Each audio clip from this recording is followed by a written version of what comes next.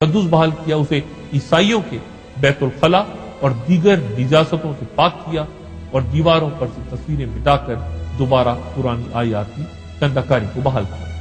حرم کے فرش اور پگڈنڈیوں کو عرق گلاب سے دھویا گیا۔ صلیبی جنگ کے دوران یہودیوں کو باہر نکال دیا گیا تھا، صلاح الدین انہیں بھی شہر میں واپس کیا، چنانچہ وہ اسے نیا سائرس قرار دیا۔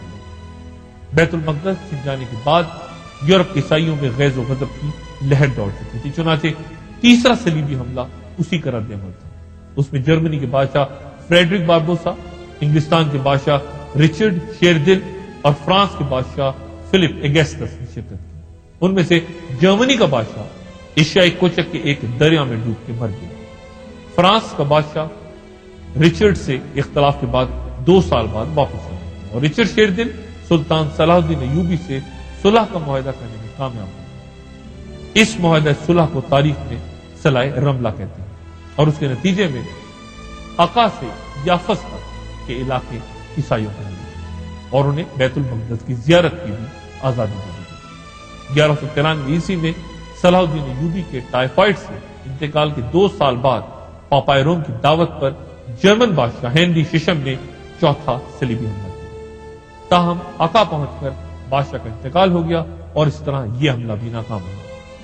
5ویں حملے کی دعوت پاپائے روم اور مسلم دنیا نے مشترکہ طور پر دی تھی، اس میں بھی صلیبیوں کو مصر کے شہر دمیاط میں عبرتناک شکست دی۔ پھر 1228 عیسوی میں چھٹا صلیبی حملہ جرمنی کے شاہ فریڈرک دوم کی قیادت میں ہوا اور اس کے نتیجے میں بیت المقدس پھر عیسائیوں کے پاس چلا اور قبۃ الصخرہ پر شراب کی بوتلیں رکھ کے جشن منایا۔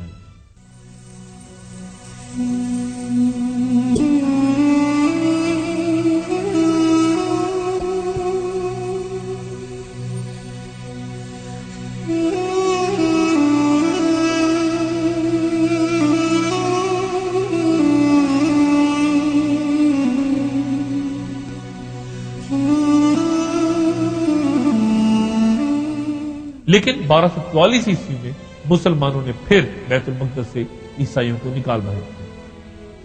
مملوک ترک سلطان ظاہر بطرس نے 1268 عیسوی میں انطاکیہ کی عیسائی ریاست کا خاتمہ کیا، جس سے صلیبیوں کی کمر ٹوٹ گئی، چنانچہ پاپائے روم کی دعوت پر فرانس کے بادشاہ لوئی نہم نے صلیبی قیادت سنبھالنا قبول کر لیا۔ یہ صلیبیوں کا آخری بڑا حملہ تصور کیا جاتا ہے، تاہم صلیبی لشکر میں ایک مہلک وبا پھیل گئی جس میں لوئی نہم بھی ختم ہو گیا۔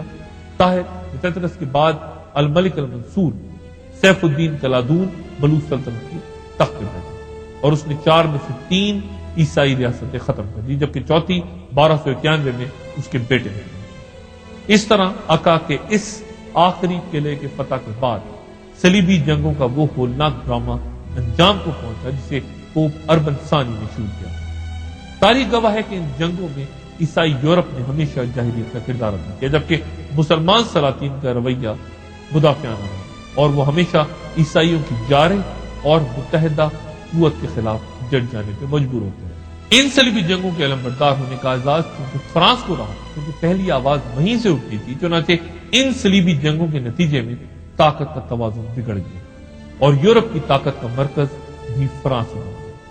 ان صلیبی جنگوں کے دوران عالم اسلام مجموعی طور پہ روبہ زوال تھا، چنانچہ شام، فلسطین اور مصر کے سوا باقی اسلامی دنیا کو ان جھڑپوں کا بہت کم احساس ہے۔ یہ بات معجزہ سمجھی جاتی ہے اور فوجی ماہرین اس بات پر حیران ہیں کہ پوری عیسائی دنیا کے متحدہ لشکری سیلاب کے سامنے مصر و شام جیسے چھوٹے چھوٹے اسلامی ممالک کس طرح ڈٹ گئے تھے۔ عسکری محاذ پر زبردست ناکامی کے بعد اہل کلیسا نے مسلمانوں کو فکری محاذ پر شکست دینے کی کوششوں میں تیزی پیدا کی اور یہ آج بھی جاری ہے۔ So what ultimately has to happen?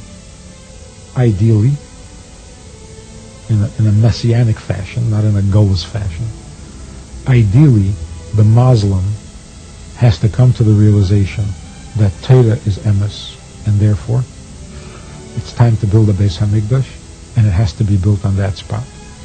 So they will take down the mosque and help us build the Beis HaMikdash. That's what has to happen. Otherwise, we're still in Golas.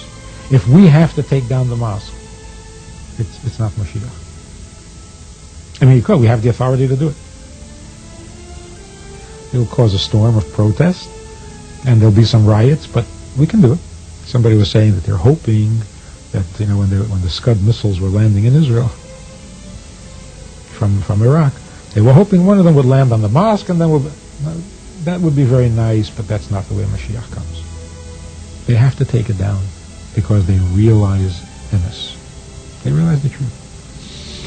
That is not so far-fetched. یہودیوں کا یقین ہے کہ جب تک مسجد اقصی کو شہید کر کے اس کی جگہ تیسری بار ہیکل سلیمانی تعمیر نہیں ہوتا، ان کا وہ نجات دہندہ بادشاہ نمودار نہیں ہوگا جو دنیا میں ان کی عظمت گمگشتہ کو واپس لائے گا. ان کی قیادت کرنے والا یہ شخص ان کے ایمان کے مطابق ہیکل کی مغربی دیوار کے بند کیے گئے دروازے کھول کر باہر نکلے گا. یہودی صدیوں سے اپنے مردے اس دروازے کے سامنے دفناتے ہیں اور ان کا ایمان ہے کہ ان کے اس بادشاہ کے آنے کے بعد یہ تمام مردے اٹھ کر اسے سجدہ کریں گے اور دنیا پر فتح حاصل کریں گے.